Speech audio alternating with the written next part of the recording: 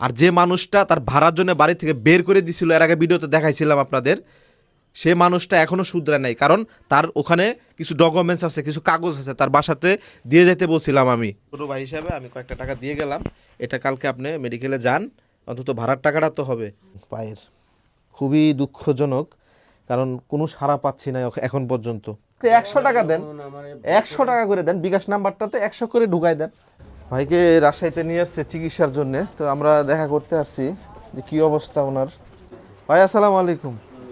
ভালো, আমি তো ঈদের আগের দিন গেছিলাম, আপনারা পাইছিলাম না বাড়িতে, বাইরে ছিলেন। এমন অবস্থা যে মানে খালি নিজে নিজে ঠ্যাঙ্গা দিয়ে মাথা বাড়াবাড়ি করতেছে। ফ্যানটা একটু অফ করে দেন, সাউন্ডটা ঠিক করে। টিভি বন্ধ করে।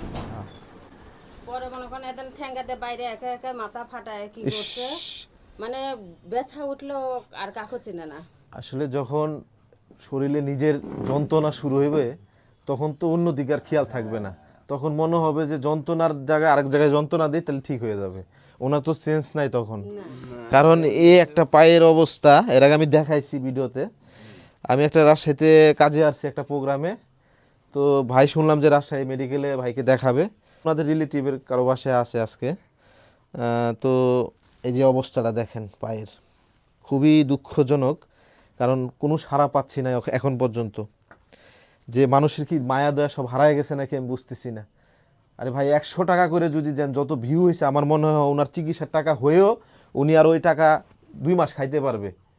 মোটামুটি যে ভিউটা হয়েছে রিয়াদ ভাই, বুঝছেন না, এর মধ্যে কি মায়া দয়া হয় না?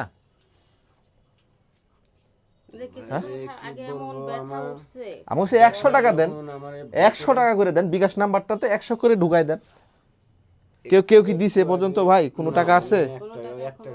কোনো টাকাই আসে নাই। তাহলে এটা নিজের কাছে কষ্ট লাগতেছে আমার। আমার কাছে একটা মানবিক ভিডিও, একটা মানবিক কাজ, ভাইটা বিপদে পড়ছে, এটা সাজানো গুছানো কিছু না, অভিনয় না, এটা হচ্ছে তার লাইফটা একদম পুরাই শেষ। এবং উনি ভিডিওতে তুলে ধরছে এর আগে সব কিছু। ভাইয়ের সাথে আমরা একটু কথা বলি। ভাই তাহলে এখন কি অবস্থা বলেন? এখন ভাই আমার যে অবস্থা তাতে মনে করেন আমার বাঁচা থাকার চেয়ে ভাই মরে যায় আমার অনেক ভালো। কারণ আমি পারতেছি না ভাই, কারণ আমার যখন এই পায়ের যখন ব্যথা জাগে, কতক্ষণ ব্যথার বড়ি খেয়ে থাকা যায় ভাই কোন? যখন আমার এই ব্যথা, এই হাড়ের ব্যথা যখন জাগে, তখন আমি যে একজন মানুষ কিনা আমি নিজেও বুঝতে পারি না যে আমি একজন মানুষ। আমার ঘরে একটা মেয়ে আছে ভাই, সত্যি কথা আমি এটাও বলতে পারি না যে আমার পাশে আমার মেয়ে যে আমাকে বাবা বাবা করে ডাকে, আমি বলতেও পারি না যে ও আমার মেয়ে। ডাক্তার আমি কি বলছে? নিজেই নিজে চিনতে পারি না। মেডিকেলে কি বলছে আপনাকে, কবে নিয়ে যাইতে বলছে?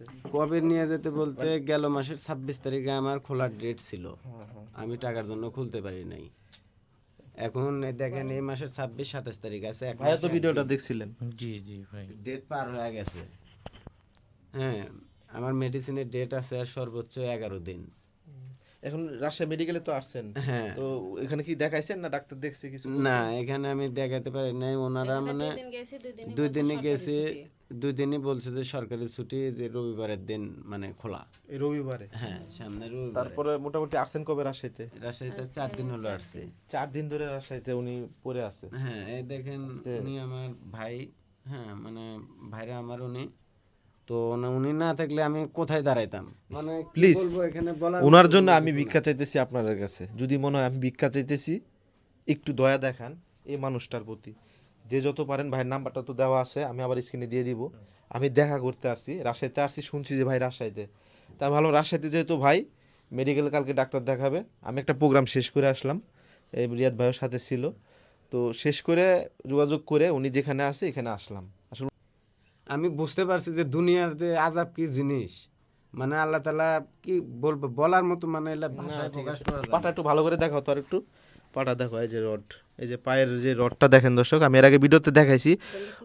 না না না, ব্যান্ডেজ খোলার দরকার নাই, ব্যান্ডেজ করা আছে আজকে। আমি রাজশাহীতে আসছি, আবার মেডিকেলে কালকে যে যাব, আমার কাছে ভাড়ার টাকাটাও নাই। তো এর আগেও বলছি 10 ভাই বোনের কাছে, আবারও বলতেছি আপনারা যে যতটুকু পারেন আমাকে একটু সাহায্য করবেন। আমি যে কালকে যাব, আমার কাছে সে ভাড়ার টাকাটাও নাই, আমি কি নিয়ে যাব? শুনেন, সব উপরালা, সব ব্যবস্থা হয়ে যাবে দেখবেন। আশায় কথা বলেন না, হারায় আপনার গেছে। সেন্স ঠিক নাই, কারণ হচ্ছে আমি বলি, আপনি চাইলেও ব্যথা যন্ত্রণায় অস্থির হয়ে গেছে যে মানুষটা, পকেটে 2টা টাকা নাই, মেডিকেলে যাবে, রাজশাহী পড়ে আছে এক আত্মীয়র বাসায়, তাও আইসা কালকে ডাক্তার দেখাবে, সে ভাড়া দিয়ে যাবে, তার পকেটে 2টা টাকা নাই।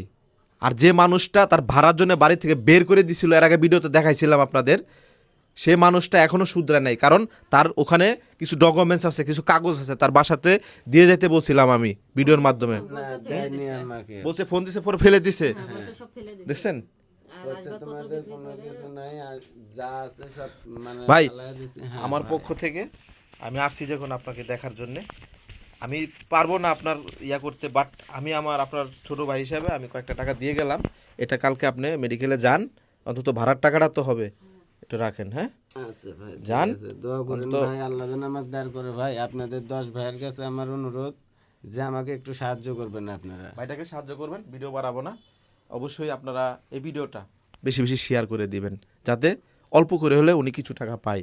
আর যারা প্রবাসী ভাইরা আছেন, আপনারা অনেক দান খয়রাত করেন, যেখানে দেওয়ার দরকার সেখানেই দেন। আমরা ভিডিও করি শুধু ওনারা পাওয়ার জন্য, আমাদের জন্য না, আমাদের জন্য করি না কিছু, আমাদের জন্য করি না, এই জন্যে যদি করতাম তাহলে এই রাজশাহী আসতাম না, ঘরে বসে ভিডিও করতাম। আজকে আসি শুধু এই মানুষটাকে দেখার জন্য, এই রাজশাহীতে আসছি। যাই হোক, ভালো থাকবেন ভাই। হ্যাঁ, দোয়া রইল আপনার জন্য। ডাক্তার কি বলে দেখেন, ডাক্তার কি বলে জানায়েন আমাদেরকে, আসি আমরা ইনশাল্লাহ, যতটুকু পারবো আমরা, যতটুকু আমার সাধ্য মতো আমি চেষ্টা করবো আপনার। আপনারা 10 ভাই একটু আমাকে সাহায্য করবেন ভাই, অনুরোধ এটাই, আমি যেন ডাক্তার দেখাইতে পারি। ঠিক আছে।